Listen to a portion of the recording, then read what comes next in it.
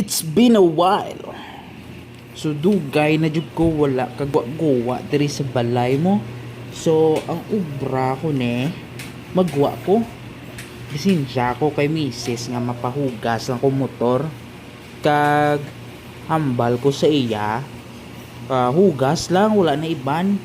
Kagway sa kabalo gali nga dala ko ang racket nga ginbakal ko bala sa online. Kagway sa kabalo may sorpresa ako sa iya gali subong adlaw. Amo na ni himala gid nagpasugot nga magwa ako lang isa. Kag kung kisa ginapalupad ko niyang motor ko mo biskan 20 lang na ang dalaga no. Way ginakabot 20 or 23, 24. Kag partida naka Superman pa na nakasakay. Kagari naman ang ham palupdon ta nga G's ang dalagan be.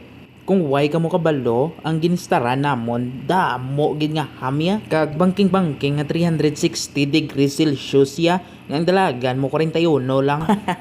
Mapay tadianay sa Robinson mga itakwarta sa gwardya. Kagari nakita sa ginapahugasan ko sang motor ko. Perme ko gid kay nami gid sila ya maghugas ang motor blahaw. Kagambal ko sa ila nga buligan nilang motor ko kay may ginadalian ko mo kay alas 4 na niguro sang hapon. Kag hambal ko sa ila nga ako na bahala sa inyo, mapasalamat ko sa inyo karon. Namian di ko di kay makape-kape ka lang kag may movie ka lang mahulat-hulat ka lang gamay. Kag ari na kita sa shop sa Fortune Town, damo gini sila accessories ya, helmet kag mga top box mo, mga bracket, mga jacket pagid na kag nami pagid sila ya mag-accommodate sa customer ya, pwede kay pakautang. Amo ni gali ang sorpresa ko karon kay misis pagpuli ko karon man.